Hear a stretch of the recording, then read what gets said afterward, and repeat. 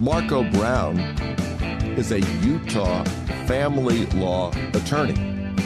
He is a mediator, and he's involved in pro bono activities. He speaks several languages. He's given a lot of thought to the business of practicing law. But perhaps most impressive is that he bakes his own pizza. Marco Brown, welcome to Love Thy Lawyer. Hey, I appreciate it, Louis. Thank you for having me on. I'm really glad that you are on. Where are you speaking to us from right now? I'm in Salt Lake City right now. And you live in the Salt Lake area as well? Yes. Mm-hmm. I explained it a little bit in my introductory remarks, but I was wondering if you could tell us specifically a little bit more about the type of practice that you have now. Yeah, so now we do family law. It's just, that's it. I couldn't do a DUI. I couldn't do a real estate case if I tried. I just have absolutely no idea anymore. So we do divorce is the main thing. Probably 80% of our cases are divorce cases. Then the other 20% are child custody and modification cases. And it's been like this for a long time. I started my firm in 2010 with, the middle of the Great Recession, with doing everything for everybody that I could. I didn't know what I was doing. I just took whatever came in the door. And then I got into family law. I got into it because a lady came to me and said, hey, I need help with this. And she was a friend and I knew her and her husband was cheating on her. And I thought, all right, I need money, so let's do this thing. So I stayed up until about 3:00 the night before she came in to meet with me, figuring out Utah family law, divorce law. And then we met the next day and she hired me and, we got through the case and I really enjoyed it and I felt good about it. I liked how I felt. I liked the result I got her. And then more and more people just kept coming in for family law stuff. And I figured out I was good at it. And I figured out I was really good at it. And I decided, okay, I'm not going to do anything else. It's easy to like the stuff you're good at. Let's just do that and make a career of it. So that's what I did. So it's been about 10 years since that happened and I haven't done anything else. What is it about that family law experience that really attracted you? So for me, it's that I get to come in and help people in the worst situation in their life. Many, many times, this is literally the worst thing that's going to happen to people is getting divorced, and help them through it and help their kids through it with the minimum amount of pain and damage, especially to their children. And I take real pride in helping people through the process. Where are you from originally? So I'm from Alaska. My parents moved up there because my dad ran a salmon hatchery, of all things. He was a fishery biologist. So we moved to the boonies of Alaska on the Aleutian Peninsula in a place called Cold Bay, population about 85. I blame all of my social problems on that right there because I grew up just in the middle of nowhere without many other kids around. But to be honest with you, I just loved it. I got to hunt and fish, play with my dogs. I spent a lot of time outside.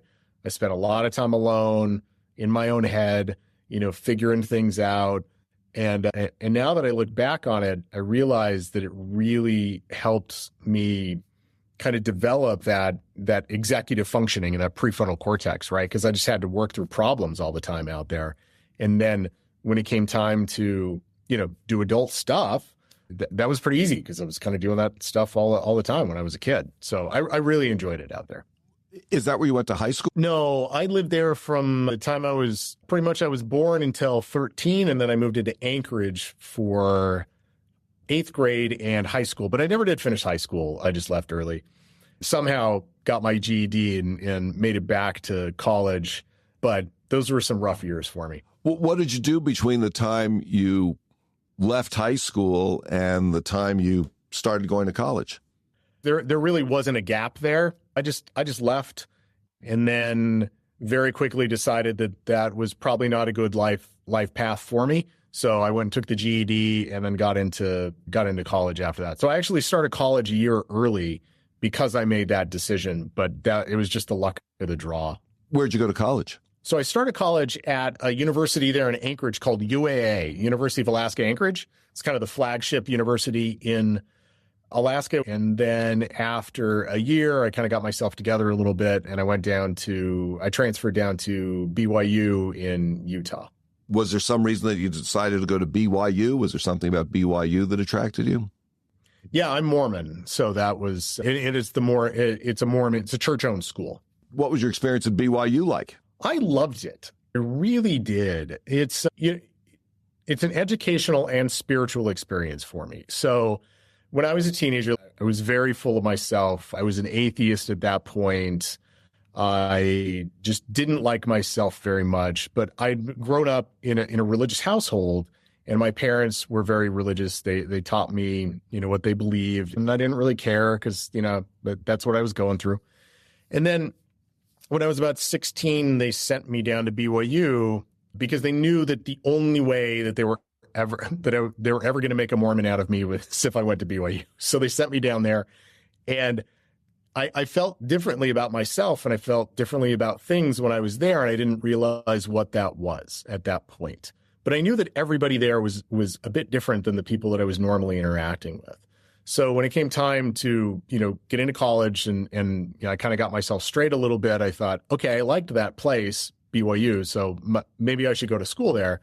I really wasn't religious at that point, but I knew it was different, and I knew I liked it. So I went, and then I figured some things out down there. I hit my stride in school. I started learning a bunch. I really enjoyed college. I really enjoyed that atmosphere of being able to, go and learn what you wanted to and argue how you wanted to, and everybody was kind of equal. I really enjoyed that atmosphere. And then I also thought, okay, this is probably time for me to figure out my spiritual life as well, if I'm going to believe anything at all. And, it turns out that I did. And I did the requisite amount of work that I needed to, and then started down a path. So Mormons, if people don't know, why would they? When they're young, they go on what are called missions. I was going to ask you, did you go on a mission? I guess you did. Yeah, I did. Yeah. So that was, I was watching my friends do this, and I thought, well, this is crazy talk, but I should probably figure out if I'm going to do this thing or not. I went and I figured out whether I should, and I came to the determination, yes, I believe these things, so I should go. And I ended up going to Italy for 2 years and talking to people about religion and about Jesus in a language I did not understand, in a country that was highly Catholic, but nobody really believed all that much, right? So it was a very, very interesting experience, and one that was super formative for me on a lot of different levels. I love it. I still go back to Italy all the time. In fact, it's Wednesday when we're taping this, and on Friday I will get on a plane and I will go back to Italy, which I do about 4 times a year now, and go eat food with friends and look at artwork. And, we're going to live over there for part of the year. We're going to buy a house there before too long. It was very, very formative in a lot of different ways for me, and it really made me into a man. It took me away from my family. It took me away from everything I knew, everything that was familiar, made me learn massive amounts of new stuff in a completely different place, and deal with different culture and different people on a level that almost nobody ever gets to do. And I loved every second of it. So I take it that's where you learned to make pizza. That is where I learned to make pizza. Yes, exactly. You graduated from BYU and you went on your mission, and then you subsequently went to law school. Is that correct? Yeah, I was in Italy for 2 years, and then I finished up college. The end of my college career, I got married, and we graduated at the same time. At that point in my life, I just figured out, okay, law school was what I needed to do and where I needed to be. When was it that you really first started thinking about yourself as a lawyer? And then when did you decide, okay, I'm actually going to apply to law school? Ever since I was 8 years old, I knew that I would get some sort of professional degree because my grandmother had one. My father was a very educated guy with a couple master's degrees. My mom was really intelligent. She was a very, very bright woman who was great at mathematics. And I just knew as a little kid that I would do that, but I didn't know what it would be. And I experimented with a lot of different things. I thought, initially I thought I was going to be a physicist, then a psychologist, but I'd always thought about lawyering because I could kind of tell when I talked about law and when I interacted with lawyers that I could do some of the same things that they were doing, but I was at a much younger age. And then the other thing was I was in Vegas. My wife and I had taken a job in Vegas, And there was this guy down there named Glenn Lerner. Okay, Glenn Lerner is a big-time PI guy. Very, very interesting guy, I've come to learn. And he's doing tons and tons of commercials in the Las Vegas area for PI. And I turned to my wife and I said, if this guy can be a lawyer, I can be a lawyer. And it was literally at that point where I decided that I was going to go to law school and I was going to apply. So it was very shortly after that I went to law school. Okay, so I just want to get my timeline right here. You started BYU. You were at BYU for a couple of years. Then you went on your mission to Italy for 2 years. And then you came back to BYU and finished at BYU. Yeah. Is that correct? Then you graduated from BYU and you were working and then decided that you wanted to go to law school. So how much time went by between the time you graduated from BYU and the time you actually started law school? I think it was 1.5 years, if I remember correctly. So you really had 3.5, almost 4 years of other than academic experience before you went to law school. Do you think that experience, especially the mission experience, really helped you focus once you did get to law school? Yeah, absolutely. In every way. So before I went to law school, I was a smart kid, but I was really scattered. I did not focus on really on academics and what I needed to. Like I said, on a wing and a prayer, I got into BYU. I don't know how, but I didn't do well. I got like a 1.2 GPA my first semester because I just, jerked around. And that they ever let me back in is just an absolute miracle. But when I went on my mission, like I said, I learned how to become a man. And part of that was becoming focused. I had to learn a different language. I had to study, we talked about religion. So I studied scripture all the time. I read constantly. And then when I got back off my mission and went back to college, I'm like, oh, this stuff's simple, man. Like, this is nothing. So, at that point I got, I think almost a 4.0, past that point, and then went to law school, and law school is challenging. I graduated with honors. All of it's attributable to that, to the mission. Yeah. Where did you go to law school? University of Nebraska. Now, how was that experience going from Italy to Salt Lake City and then to Nebraska? I mean, those are very different places. Yeah, they were. I really enjoyed it.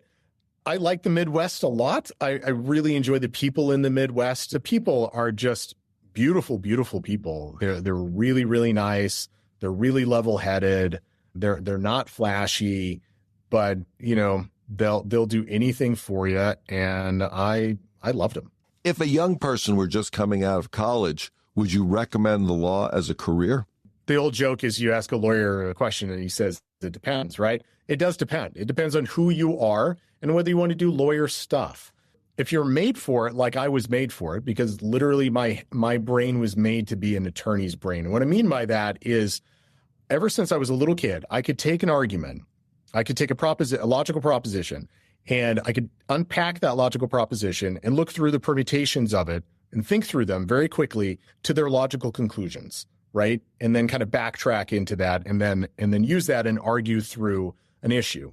So you need to know yourself. You need to know what attorneys do and how they do it and what makes them successful. And then you can actually assess whether or not you should become an attorney. But if somebody thinks being an attorney is about going to court all the time and about, righting the wrongs of society and being a holy warrior, then I hate to tell you, but you're going to live probably a pretty unfulfilling life as an attorney.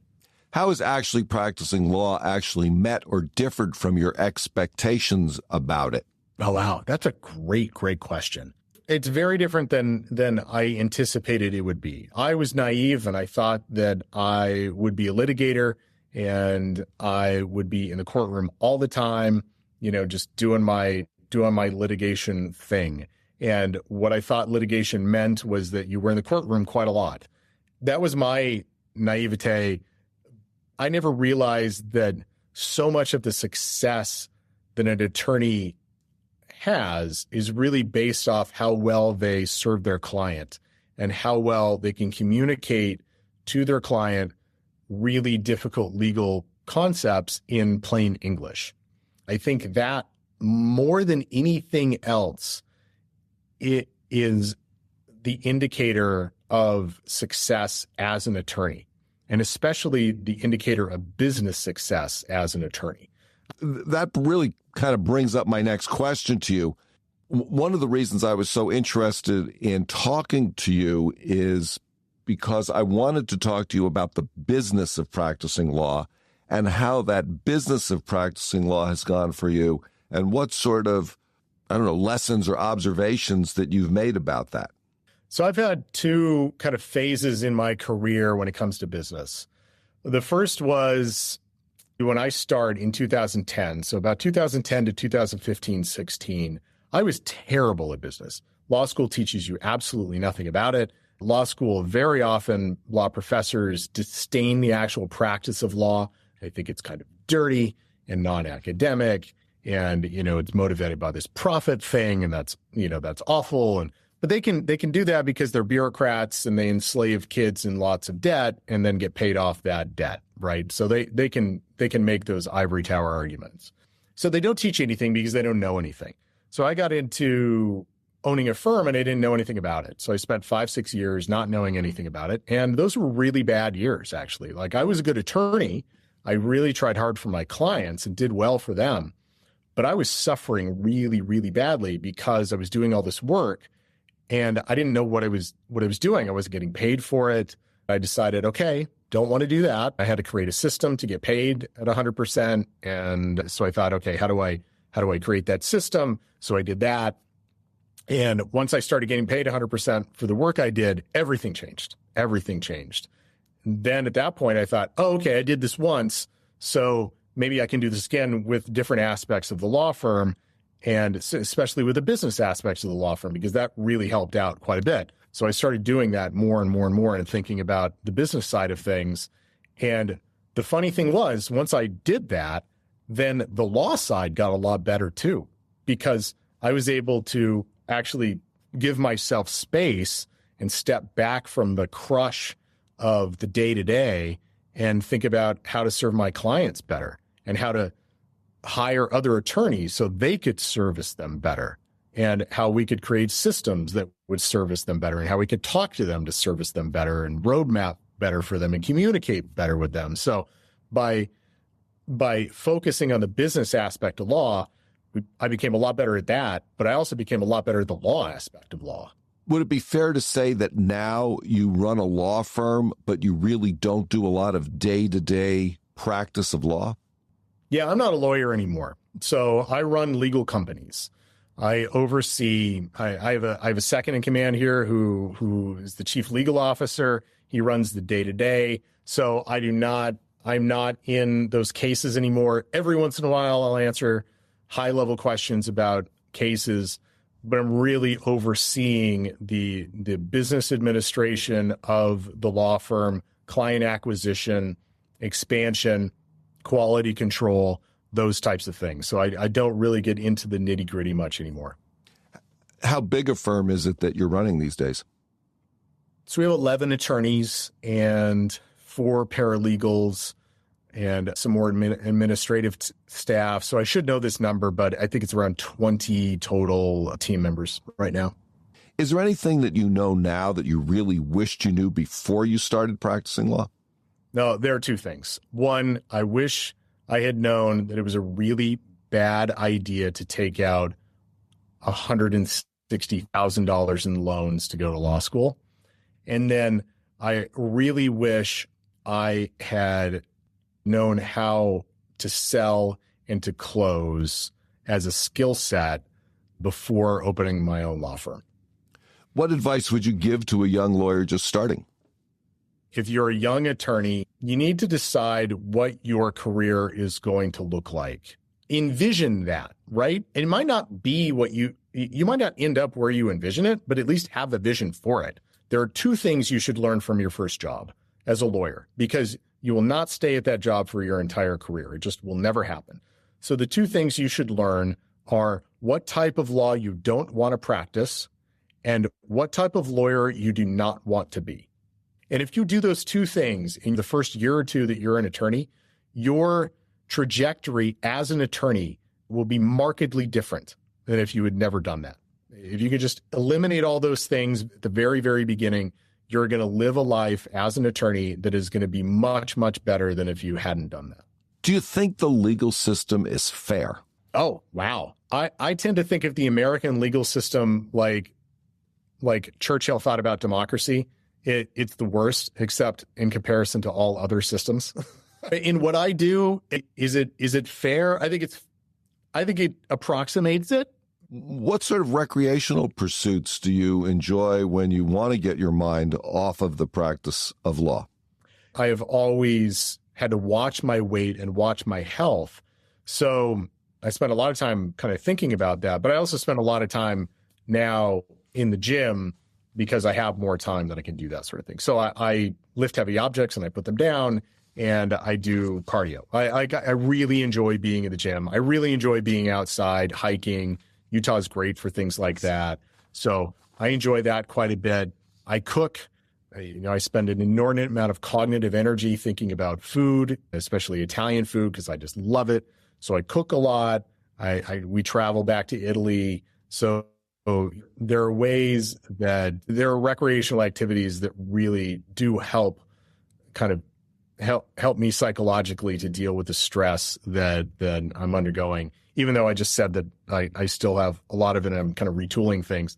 Without those pursuits, without those outside pursuits, it would be 10 times worse than it currently is. So to everybody out there, do not just allow lawyering to envelop you all the time, because it will, if you do that, you have made a bad mistake and it will ruin you over time. You have to have an outlet. You have to take care of your body. You have to take care of your mind. You have to take care of your spirit and give those pursuits their due, because if you don't, it'll kill you. What mistakes do you think lawyers make? Oh, I think one of the biggest mistakes lawyers make, many of them treat each other poorly, but the bigger mistake than that is to think that all lawyers treat each other poorly, because they don't. So I genuinely enjoy about 90% of my colleagues. There are 10% that make life really, really difficult, but there are 90% that I really like. And the mistake that a lot of lawyers make is to generalize from the 10% and to say that, those are representative, and they're simply not. What sort of things keep you up at night? Oh, man. I think one of the things that keeps me up is deregulation within the legal community. I think that we're going to get a push in the next 10 to 15 years to really deregulate the ethics within the legal community, in the sense that we're going to allow non-lawyers to own law firms. There's going to be a massive amount of amalgamation of law firms, and 56% of American attorneys are solos that don't know a dang thing about the practice of law. Well, I mean, they don't know a dang thing about the business of law, and they're going to get eaten up and swallowed by large institutional law firms and large institutional investors that want to come grab their book of business and their profit margin. And that keeps me up at night, because they're not going to get me. Like, I'm not losing to people like that. So I spend a lot of time thinking about how to win in that marketplace that doesn't exist right now. You've just brought up a buzzword that I think about all the time, and that is book of business. And I think it is so important for every attorney to have their own book of business. And I'm wondering if you could just comment on that thought, because obviously you've thought about it yourself independently of my thinking. I have thought about it. So attorneys don't work for attorneys. Attorneys work for rainmakers. Okay? If you do not have your own independent book of business, if you are not a rainmaker, okay, then you are vulnerable in a number of ways. The person who makes it rain the most is the most valuable person in the law firm, and the person who makes it rain the least is the least valuable person in the law firm. So if you are that least valuable person, you're the first one to get fired. You're not going to get the good cases. You're going to be told what to do your entire career, and you're going to take it like you like it because you got no other choice, right?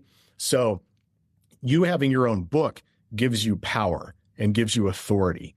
And you need to realize that, and then you need to learn how to rainmake so you can make your own book.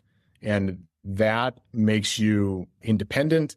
It increases your income. Everything that is good about being a lawyer is built on that. Let's say you came into some real money, $3 or $4 billion. What, if anything, would you do differently in your life? I would buy a very, very large villa in a particular part of Italy, and I would live there for an extended period of the year. I would not stop working because I can't stop working. It's just not how my brain is wired. My brain is wired for it has a very high need of cognition, and it has a very high need to create and to progress. So I would keep working, but I would be playing on a different level at that point. I would go around the United States and become an absolute juggernaut in the legal realm by buying up these smaller law firms and just changing the face of that market, because I would have independent capital to do it. Let's say you had a magic wand. There was one thing you could change in the world, the legal world or otherwise. What would that be? I would say that every lawyer has to do one nice thing for another attorney every day. Let's say you had 60 seconds on the Super Bowl. Someone gave you a 1-minute Super Bowl ad. What, if anything, would you want to say to that really enormous audience? I would talk about my faith in Jesus Christ. And, because ultimately, if I get down to brass tacks, that's the most important thing in my life. And that's what's changed my life and made my life what it is. And I would talk about that. Marco, if someone wants to get in touch with you to hire your firm, talk to your firm, talk to you about something, what's the best way to do that? Yeah, the best way is to go to my website. So it's www.brownfamilylaw.com. So brownfamilylaw.com. And they're web forms. So even if it's not about a case, you can just fill out a web form and say, hey, I'd like to talk to Marco, and I'll give you a call back. I have a lot of LinkedIn content as well. I'm very active on LinkedIn, so you can go message me on LinkedIn. All you have to do is search Marco Brown and it'll come up. So I think those two ways are really the easiest way to get a hold of me, to talk to me. Marco, is there anything you wanted to talk about that we have not touched on? Wow. I have to say that I've done a lot of podcasts, and this is the kind of widest ranging and most incisive questions and deep questions that I've ever been answered. I've talked about, and I know that because I've talked about my religious faith more on this podcast than I ever have on any of the other ones. So you've asked some like really probing questions, which have been absolutely fantastic. The thing that I want to talk about that we haven't, maybe this idea of balance among lawyers. I tend to think that balance is both a myth and something that we should strive for at the same time, because unless we have balance, unless we can give due time to our families and our spirit and our emotions and our, own self-education, our jobs are just going to eat us up. If it's all lawyering all the time, bad things are going to happen. Marco Brown, thank you so much for joining me today on the Love Thy Lawyer podcast. It's been a pleasure to talk to you. Thank you so much. It's been great. That's it for today's episode of Love Thy Lawyer. If you enjoyed listening, please share it with a friend and follow the podcast. If you have comments or suggestions, send me an email. Take a look at our website at lovethylawyer.com, where you can find all of our episodes, transcripts, photographs, and information. Thanks to my guests, and to Joel Katz for music, Brian Matheson for technical support, Paul Roberts for social media, and Tracy Harvey. I'm Louis Goodman.